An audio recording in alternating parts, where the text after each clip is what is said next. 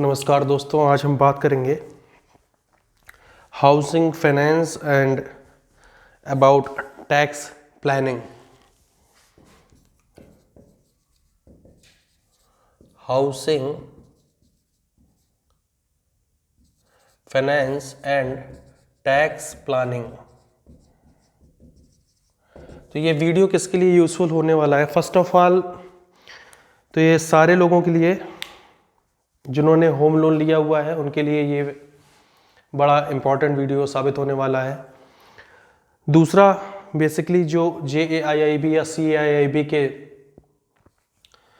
जो भी स्टूडेंट हैं जो इस एग्ज़ामिनेशन को देना चाहते हैं उनके लिए भी ये बेनिफिशियल होने वाला है, या जो भी बैंक एम्प्लॉय हैं उनके लिए भी ये बड़ा ही इम्पॉर्टेंट वीडियो है। तो हाउस लोन टैक्स बेनिफिट्स, यूँ तो हम 5 लाख तक टैक्स बचा सकते हैं, पर आज मैं इस वीडियो में पूरे 5 लाख की बात नहीं करूंगा। मैं सिर्फ 2 प्रोविजंस की बात करूंगा, बाकी तीसरे की बात मैं later on in next video में करूंगा। तो एक तो सेक्शन 24B के बारे में, इस पे आप टैक्स कैसे बचा सकते हो, और दूसरा आपका डिडक्शन अंडर सेक्शन 80C के अंडर जो आप टैक्स का लाभ ले सकते हो। किसके केस में? हाउसिंग फाइनेंस के केस में, होम लोन के केस में। वो कैसे कैसे लिया जा सकता है इसके बारे में मैं आपको जानकारी दूंगा। जो भी पॉइंट्स मैं डिस्कस करूंगा उसके रिगार्डिंग केस स्टडी आपका आ सकता है, क्वेश्चन कैसे पूछा जाएगा इस वीडियो के एंड में मैं आपसे लेटर ऑन डिस्कस करूंगा। सो फर्स्ट ऑफ ऑल मैं आपको एक चीज़ बताना चाहता हूँ कि अगर आप होम लोन लेते हैं तो किसी भी लोन के 2 कंपोनेंट होते हैं। एक तो होता है प्रिंसिपल और दूसरा होता है इंटरेस्ट।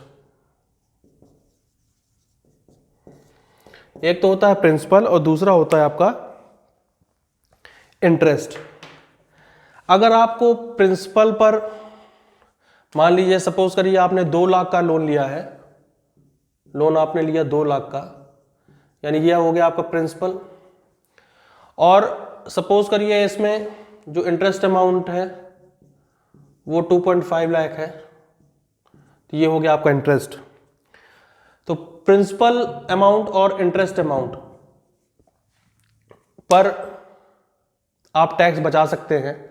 अगर आपको प्रिंसिपल अमाउंट पर टैक्स बचाना है तो वो 80C के अंतर्गत आप बचा सकते हैं, और जैसा कि आपको मालूम है कि 80 सबसेक्शन C के अंतर्गत आप मैक्सिमम जो टैक्स बचा सकते हो वो 1.5 लाख रुपए तक का ही बचा सकते हो। अगर मैं इसको 2 मिनट के लिए भूल भी जाऊं तो आप PPF में पैसा डाल रहे हैं, आपका EPF में डिडक्शन हो रहा है या NPS का डिडक्शन हो रहा है, या आप ELSS में पैसा डाल रहे हैं म्यूचुअल फंड में, तो उसमें भी मैक्सिमम जो आप टैक्स बेनिफिट है वो 1.5 लाख तक का ही है। आप या तो मिला जुला का सबका आप ELSS में भी कुछ पैसा डाल दो, आप PPF में कुछ पैसा डाल दो, NPS में कुछ पैसा जाए, तो सब मिलाकर 1.5 लाख से ज़्यादा नहीं होना चाहिए। या किसी इंडिविजुअल एक ही चीज़ में आप PPF में पूरा 1.5 लाख रुपए डाल दो तो भी आपका 80C के अंतर्गत बच जाएगा।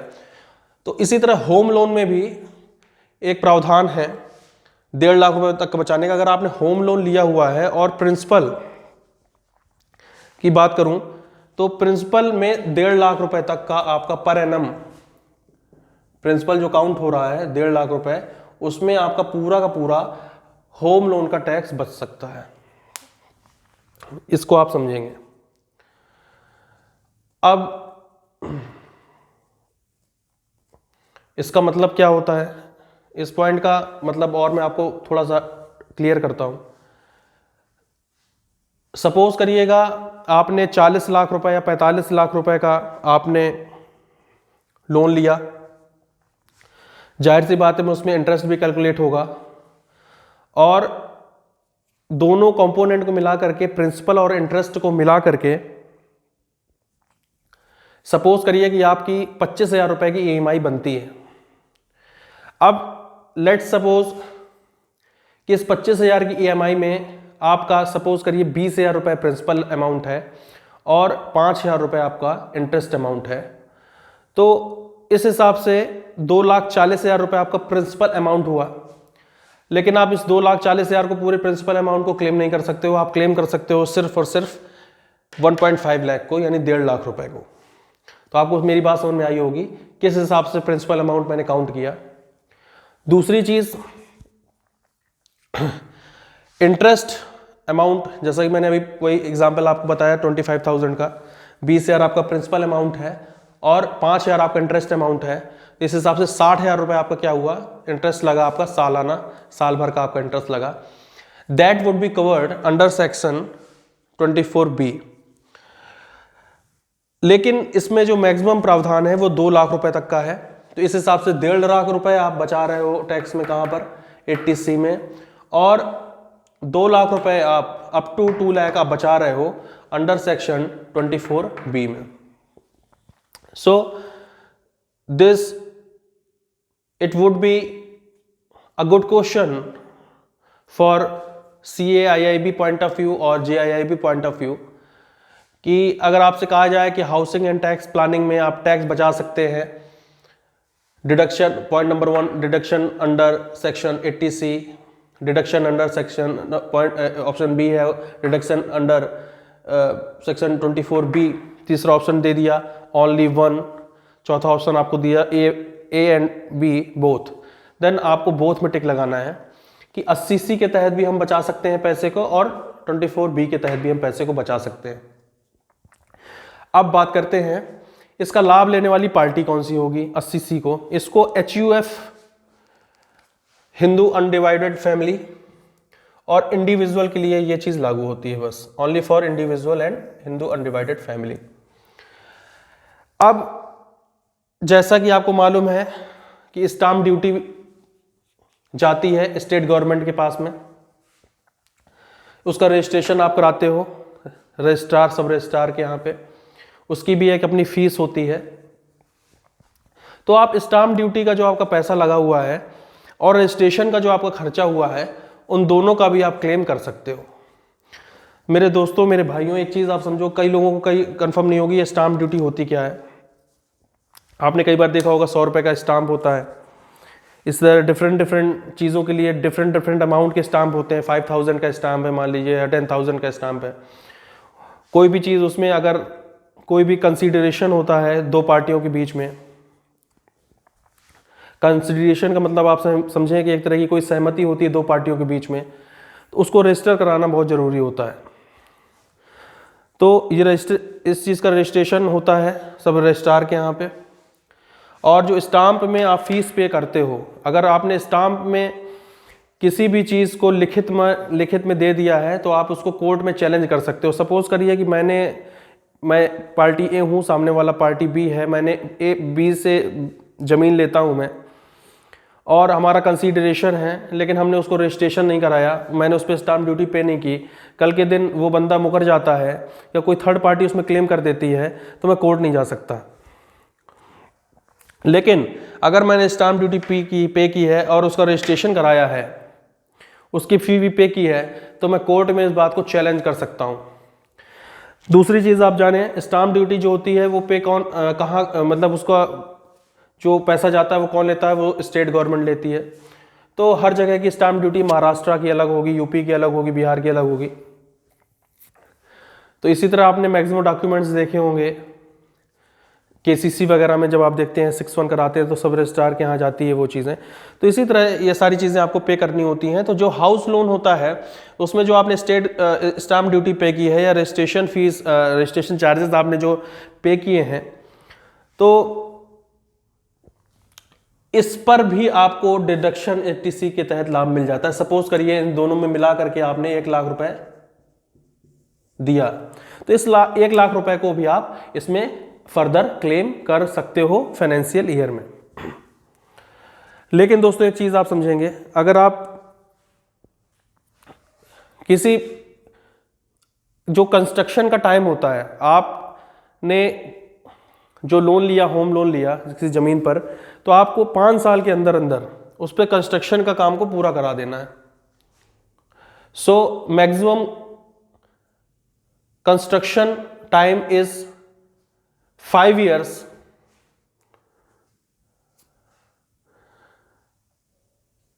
इस पॉइंट को आप याद कर लो, maximum construction time is 5 years.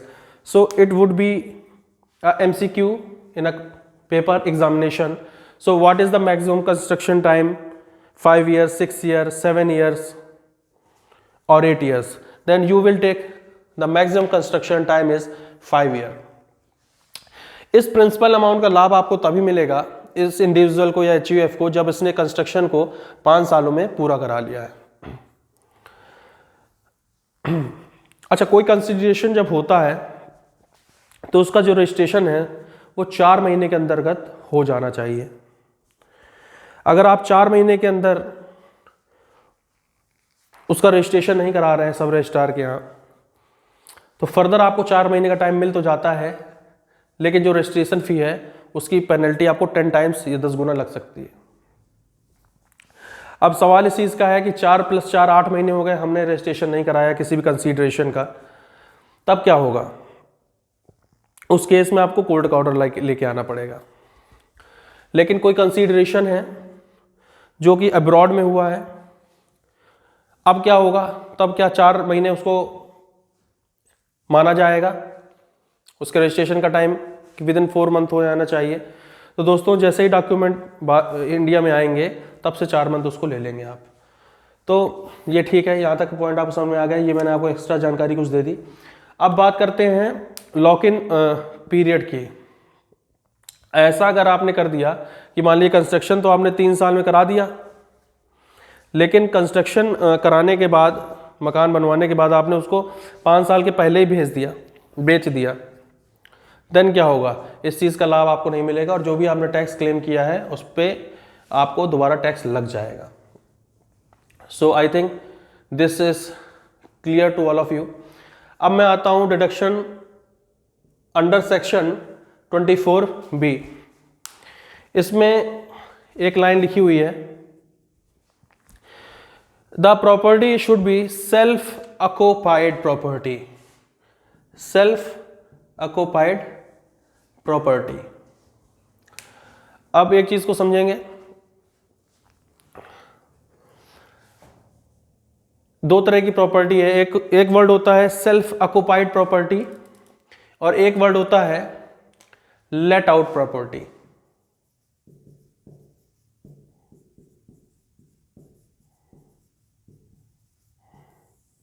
अच्छा, लेट आउट प्रॉपर्टी क्या होती है? अब मैं आपको थोड़ा सा इसका एग्जांपल समझाता हूं, अच्छे से समझा देता हूं इस चीज को। A property which is given by owner to tenant for some consideration is treated out let out property. आप किराएदार हैं, आपका ओनर है, ओनर ने अगर अपनी प्रॉपर्टी को किराएदार को किसी कंसीडरेशन, किसी समझौते, आपसे समझौते के लिए रेंट पे दे रखा है, तो ऐसी प्रॉपर्टी लेट आउट प्रॉपर्टी कहलाएगी, जो किराए पर दे दी जाती है। In case a person has more than 1 self occupied property, अगर किसी पर्सन के पास एक से ज्यादा सेल्फ ऑक्युपाइड प्रॉपर्टी है, यानी 2 घर हैं उसके पास में, then what? Then only 1 property shall be treated as self occupied property and other shall be treated as deemed to be let out property। तो दूसरी, अब सेम टाइम पे आप 2 घरों में तो रहोगे नहीं, और आपने मान लीजिए दूसरे घर को किराए पे भी नहीं उठाया, खाली पड़ा हुआ है, देन व्हाट? देन ये लाइन बोली गई है, then the other property shall be treated as deemed to be let out, कि आपने मान लो उसको किराए पे उठाया हुआ है। अब जब मान लो किराए पे उठाया हुआ है तो जाहिर सी बात है कि आपको कुछ पैसा आएगा, तो आप मार्केट रेट जो चल रहा होगा उस हिसाब से उसको कैलकुलेशन करेंगे। मान लीजिए मार्केट रेट के हिसाब से 10,000 रुपये उसका रेंट बनता है, तो जो आपका ईयरली रेंट बनेगा वो 1,20,000 रुपये आपका होगा। इस पॉइंट को आप यहाँ तक समझो, इसको मैं और आगे फर्दर आपको क्लियर करूँगा कि मैं बोल क्या रहा था एक्चुअल में। एग्जाम्पल के साथ मैं आपको समझाऊंगा। अब आगे देखते हैं, सो आई थिंक दो तरह की प्रॉपर्टी मैंने बताया आपको, सेल्फ ऑक्यूपाइड जिस पे आप स्वयं रह रहे हो, दूसरी आपकी लेट आउट प्रॉपर्टी है। So we are talking about self occupied property here. इसमें भी क्या हो रहा है, आपको 2 लाख तक का एग्जम्पशन मिल रहा है 24B में। अगर दूसरी प्रॉपर्टी आपकी लेट आउट प्रॉपर्टी है, उसमें भी एग्जम्पशन आपको मिल जाता है 2 लाख तक का ही। But loan can be taken for purchase and construction. Loan जो लिया गया हो वो परचेज और कंस्ट्रक्शन के लिए लिया गया हो, मेंटेनेंस के लिए ना लिया गया हो। इस बात को आपको ध्यान रखना है। ये आपका इस केस में भी लागू होता है, कंस्ट्रक्शन के लिए ही लेना चाहिए या परचेज करने के लिए लेना चाहिए। परचेज मान लीजिए बना बनाया फ्लैट है जो बिल्डर प्रॉपर्टी है, इजी टू मूव है, रेडी टू मूव है, तो उसके लिए भी, या जमीन में आप कोई कंस्ट्रक्शन का काम करा रहे हो तो उसके लिए भी। सामान्यतः मैं इसमें 1-2 बातें और आपको ऐड कर देना चाहता हूं कि आप जब कंस्ट्रक्शन कराते हो तो मेनली जो उसमें मोरेटोरियम पीरियड है वो औसतन आपको 3 साल का मिल जाता है। कई जगह ये 18 महीने का भी है मोरेटोरियम पीरियड। अब जैसे रेडी टू मूव प्रॉपर्टी है, अगर कंस्ट्रक्शन काम आपको नहीं कराना है, रेडी टू मूव प्रॉपर्टी है, आपको सीधे शिफ्ट होना है, तो 3 महीने का भी आपको मोरेटोरियम पीरियड मिल जाएगा। Apart from the house loan, if I talk about, मैं बात करूं एजुकेशन लोन के बारे में, तो उसमें जो मोरेटोरियम पीरियड होता है, तो कंप्लीशन ऑफ स्टडी डिग्री अगर आपकी हो जाती है, कंप्लीट हो जाती है डिग्री, तो उसके 1 साल बाद अगर आपको जॉब नहीं मिल रही तो 1 साल का आपको मोरेटोरियम पीरियड मिल जाएगा। इन केस अगर आपको जॉब मिल जा रही है देन 6 महीने का वो मोरेटोरियम पीरियड मिल जाएगा। ये डिफर बैंक ने अपने हिसाब से पॉलिसीज बना रखी हैं, उस हिसाब से आपको मिलता है, लेकिन सामान्यतः ये होता है। अब अगर किसी इंसान को ये भ्रम है कि मोरेटोरियम पीरियड में इंटरेस्ट कैलकुलेट नहीं हो रहा है, तो आप इस भ्रम में ना रहें, इंटरेस्ट कैलकुलेट हो रहा है। सामान्यतः मान के चला जाता है कि जो मोरेटोरियम पीरियड है उसमें इंटरेस्ट जो है बारोवर वो पे करे, लेकिन कुछ केसेस में जैसे एजुकेशन लोन वगैरह में ऐसा करना संभव नहीं होता, क्योंकि उसने पढ़ाई के लिए ही लोन लिया हुआ है। जब उसकी जॉब आएगी तभी वो देगा, लेकिन मोरेटोरियम में आपका इंटरेस्ट कैलकुलेट हो रहा है। इन पॉइंट्स को आप ध्यान देंगे। अब ये बातें मैं कर रहा हूं एक एग्जाम्पल को आपको समझाने के लिए। जैसे सपोज करिए कि आपका एक प्रिंसिपल अमाउंट है होम लोन का 2 लाख रुपए है, ठीक है। आपको मान लीजिए मोरेटोरियम पीरियड मिल जा रहा है 3 साल का। अब उस 3 साल में मान लीजिए, और उसी 3 साल में आपने मान लीजिए कंस्ट्रक्शन भी कराया, कंस्ट्रक्शन का काम भी चल रहा है और मोरेटोरियम पीरियड भी आपका 3 साल का चल रहा है, तो उस दरमियान सपोज करिए कि आपका जो इंटरेस्ट कैलकुलेट हो जाता है वो मैं कहता हूं 5 लाख का हो जाता है। मैं सारी बातें हाइपोथेटिकल कर रहा हूं, ऐसा हम एजम्पशन कर रहे हैं ताकि एग्जाम्पल को आपको मैं बता सकूं, समझा सकूं। तो 2 लाख का लोन, और during the construction the interest is calculated total 5 lakh rupees. Then what, अब प्रिंसिपल तो आपका 2 लाख का था, मोरेटोरियम में आपका जो कंस्ट्रक्शन के टाइम पे जो आपका इंटरेस्ट कैलकुलेट हुआ वो 5 लाख रुपए का कैलकुलेट हो गया। देन व्हाट, अब 7 लाख रुपए पे लोन पे आपको इंटरेस्ट क्या करना है, आपको देना है फर्दर, जो अब आपकी ईएमआई बनेगी, जो आपकी किस्त बनेगी। तो इस हिसाब से अगर मैं देखूं, ये 3 साल खत्म होने के बाद में, कंस्ट्रक्शन का काम होने के बाद में जब आपकी ईएमआई बनती है, तब आप उसको टैक्स के लिए क्लेम करने की स्थिति में आते हो, क्योंकि तब आप प्रिंसिपल प्लस इंटरेस्ट आप क्या कर रहे हो, दे रहे हो। तब क्या हुआ, आपका जो जब टोटल जो मान लीजिए मैं कहता हूं आपको देना है पैसा उस साल में, वो उस साल का जो इंटरेस्ट कैलकुलेट हुआ वो 2.5 लाख रुपए हुआ। देखिए यहाँ पे कंफ्यूज ना करना, मैं इसको बात को फिर रिपीट कर रहा हूँ। ये मैं थोड़ा सा एग्जांपल ले रहा हूँ तो थोड़ा ऊपर नीचे दाएं बाएं हो सकता है अमाउंट आपका, प्रैक्टिकल एस्पेक्ट में बात नहीं कर रहा हूँ। एजम्पशन है कि मान लीजिए 2 लाख रुपए का लोन था, कंस्ट्रक्शन का काम चल रहा था, 3 साल आपका कंस्ट्रक्शन का काम चला, वही मान लीजिए मोरेटोरियम पीरियड है, तो इंटरेस्ट तो कैलकुलेट हो रहा है। मान लीजिए वो इंटरेस्ट 5 लाख कैलकुलेट हो गया, इतना नहीं हो जाएगा लेकिन मान लीजिए हो गया। अब वो 5 2 7 लाख रुपए हो गया। अब 7 लाख रुपए पर आपको क्या बन रही है, आपकी ईएमआई तैयार हुई, अब जो आपको पे आउट करनी है, पे करनी है, तो उसका भी तो एक प्रिंसिपल अमाउंट और इंटरेस्ट अमाउंट मिला करके एक साल में आप, एक फाइनेंशियल ईयर में आप पे कर रहे होगे ईएमआई के रूप में। मान ली 10,000 रुपए की ईएमआई बनती है, तो 10,000 रुपए की ईएमआई में 10 कुछ अमाउंट प्रिंसिपल का होगा, कुछ अमाउंट आपका इंटरेस्ट का होगा। सो इस हिसाब से उस इंटरेस्ट के अमाउंट की मैं बात कर रहा हूं। तो मान लीजिए सपोज करिए वो 2.5 लाख रुपए है, सपोज करते हैं, और प्रिंसिपल जो आप पे कर रहे हैं मान लीजिए वो 2 लाख रुपए पे कर रहे हैं। इस हिसाब से इसको समझते हैं। तो इस पे मैं कुछ कैलकुलेशन मैंने किया हुआ है, मैं आपको उसको फिगर दिखाता हूं और बराबर से आपको समझाता हूं उसको, उसके बारे में। अब आप इस चीज को देखो,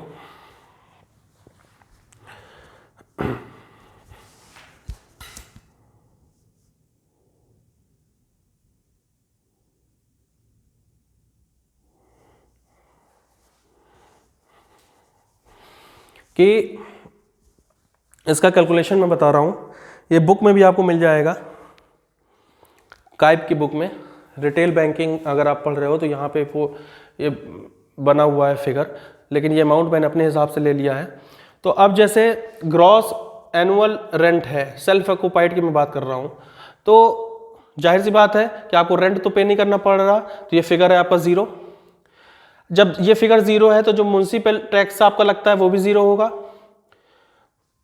क्योंकि रेंट तो आप दे नहीं रहे ना, इसमें कोई रेंट का कोई प्रावधान नहीं है, टैक्स क्या आ गया, 0 आ रहा है। अब जो नेट इसकी वैल्यू निकलती है, अगर ये अमाउंट कुछ होता तो इसमें से इसको घटा देते तो ये कोई अमाउंट आ जाता, लेकिन ये भी 0 आएगा क्योंकि 0 - 0 = 0। अब जो नेट एनुअल वैल्यू है उसको मैं NAV कहता हूं, उसका 30% डिडक्शन लिया जाता है। तो जाहिर सी बात है 0 का 30% निकालूंगा तो भी 0 आना, तो ये 0 आ गया। अब मैंने आपको जैसे कि बताया इंटरेस्ट ऑन होम लोन, अब होम लोन पे जो आपको इंटरेस्ट लग रहा है इस साल, मान लीजिए इस फाइनेंशियल ईयर में ये आपको 2.5 लाख रुपए पड़ रहा है, तो उसको मैंने 2.5 लाख रुपए माइनस में लिख दिया डिडक्शन को। अब क्या है, इंटरेस्ट ड्यूरिंग कंस्ट्रक्शन। अब जैसे मैंने आपको एग्जांपल में बताया था कि जो इंटरेस्ट है ड्यूरिंग कंस्ट्रक्शन है वो आपका 5 लाख रुपए लगा है, तो इस 5 लाख को आप एक साथ नहीं दिखा सकते हो, आप उसको 5 लाख को 5 साल में आपको डिवाइड करना पड़ता है। जो भी इंटरेस्ट ड्यूरिंग कंस्ट्रक्शन होता है उसको आप 5 साल में डिवाइड करते हो। इस फॉर्मूले को याद रखोगे, 5 साल में ही डिवाइड करना है आपको। तो सपोज करिए 5 लाख है, तो जाहिर सी बात है कि पर ईयर आपको 1 लाख दिखाना पड़ेगा, यानी इसका 20% दिखाना पड़ेगा। तो जो इंटरेस्ट ड्यूरिंग कंस्ट्रक्शन है वो आपका 1 लाख रुपए है, और इस साल का इंटरेस्ट तो आपका जो 2.5 लाख रुपए लगा वो था, और जो ड्यूरिंग कंस्ट्रक्शन आपका इंटरेस्ट है वो आपका 1 लाख रुपए है, क्योंकि 5 लाख को आपको हर साल 1-1 लाख रुपए दिखाओगे। इस फाइनेंशियल ईयर में 1 साल, अगले फाइनेंशियल ईयर में 1 लाख, फिर नेक्स्ट 1 साल, फिर नेक्स्ट में 1 साल, और फिर नेक्स्ट में 1 साल। तो आपका क्या हो गया, ये 1 लाख कैलकुलेट हो गया, आ गया। तो जाहिर सी बात है ये लॉस के रूप में ही कैलकुलेट करेंगे आप इसको, इनकम या लॉस देखा जाता है हाउस प्रॉपर्टी का। So this is a interest of 2.5 lakh, this is interest 1 lakh. So if we add both of them then total interest is what, 3,50,000 रुपए आप ये क्लेम कर रहे हो। लेकिन मैंने आपको बताया कि जो डिडक्शन अंडर 24B है, अंडर सेक्शन 24B है, इसमें आप मैक्सिमम जो क्लेम कर सकते हो वो कर सकते हो कितना सर, इसमें आप मैक्सिमम क्लेम कर सकते हैं 2 लाख रुपए। सो आपका जो निकल के आया वो तो आंकड़ा निकल गया 3,50,000 रुपए का, लेकिन आप जो क्लेम करोगे दोस्त वो आप केवल करोगे 2 लाख रुपए का। आप सपोज करो लेट आउट प्रॉपर्टी की मैं बात करता हूं कि एक प्रॉपर्टी ऐसी जिसमें आप रह रहे हो, दूसरी प्रॉपर्टी कौन सी आपकी लेट आउट प्रॉपर्टी वो कहलाएगी। तो अब उसमें क्या होगा, उस कंडीशन में क्या होगा, जाहिर सी बात है कि वो कंस्ट्रक्शन है, उसमें मान लीजिए कोई रह नहीं रहा, तो एक अजम्पशन मार्केट वैल्यू के हिसाब से आपको क्या करना पड़ेगा, एक रेंट का निर्धारण करना पड़ेगा। किसी भी जगह की मार्केट वैल्यू की, आप दिल्ली में है तो वहाँ की मार्केट वैल्यू अलग होगी जगह के हिसाब से। अगर आप किसी छोटे टाउन में रह रहे हो, सबर्बन एरिया में रह रहे हो, तो वहाँ की जो रेंट होगी वो अलग होगी। तो लेट आउट की रेंट कि मैं अगर बात करूं तो सपोज करिए 10,000 रुपये पर मंथ था, तो 1,20,000 रुपये आपका क्या हो गया, एनुअल रेंट हो गया। अब उसका म्यूनसिपल टैक्स आप दे रहे हो, जाहिर सी बात है कि ये तो आपको पैसा आपके पास आ रहा है, तो 1,20,000 रुपये में आपने म्यूनसिपल टैक्स 4,000 रुपये दे दिया, तो इसके बाद जो नेट एनुअल वैल्यू आ गई वो 1,16,000 रुपये आ गई। अब इस 1,16,000 रुपये का 30% आप डिडक्शन निकालोगे तो 34,800 हो गया। ये अमाउंट कितना हो गया, 34,800 आपका ये हो गया। अब इंटरेस्ट ऑन होम लोन, जैसा कि मैंने इसी एग्जांपल में देखें, इंटरेस्ट ऑन होम लोन था आपका 2.5 लाख रुपए और आईडीसी था, interest during construction is 1 lakh rupees. तो ये आपका इनकम या लॉस अगर हम कैलकुलेट करें तो अपना ये इनकम या लॉस इतना आया। लेकिन इसके बाद एक्चुअल में यहां पे हुआ क्या है, इसको आप समझेंगे। ये फिगर थोड़ा सा कैलकुलेशन में दिक्कत आई है, तो ये आप इस अमाउंट को कैलकुलेट कर लोगे, लेकिन यहाँ पे भी आप देखोगे कि जो इनकम या लॉस आपकी आ रही है वो 2,68,800 की मान लीजिए निकल के आ रही है। अभी भी ये क्या है, 2 लाख रुपए से ज़्यादा है, लेकिन आप इतना क्लेम नहीं कर सकते। आपको क्लेम कितना करना पड़ेगा, आपको ये 2 लाख ही क्लेम करना पड़ेगा। तो ये पूरी चीज़ उसमें लागू होती है। इसमें आप 1-2 चीज़ें और समझो कि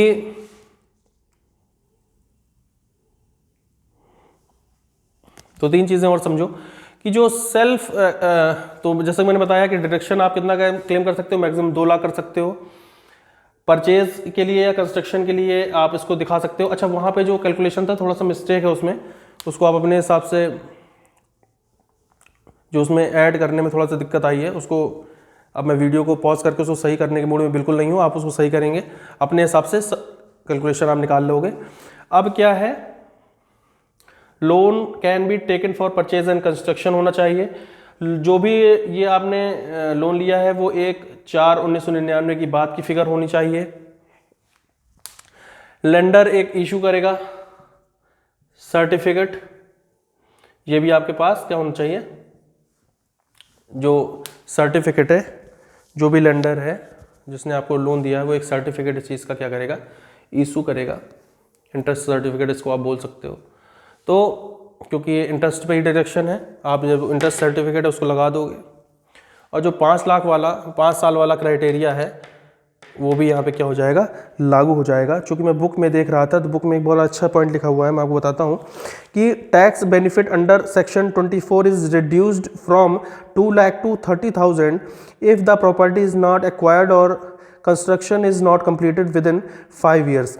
अगर जो कंस्ट्रक्शन है वो 5 साल में नहीं हो रहा है, या जो होम है, वो हाउस है, वो बिल्डर प्रॉपर्टी से आप एक्वायर नहीं कर रहे विद इन 5 ईयर्स, आपको नहीं मिल रहा, तो जो ये अमाउंट जो आपको 2 लाख का फायदा मिल रहा था यहाँ पे, उसका अमाउंट हो जाएगा कितना है, वो अमाउंट है 30,000।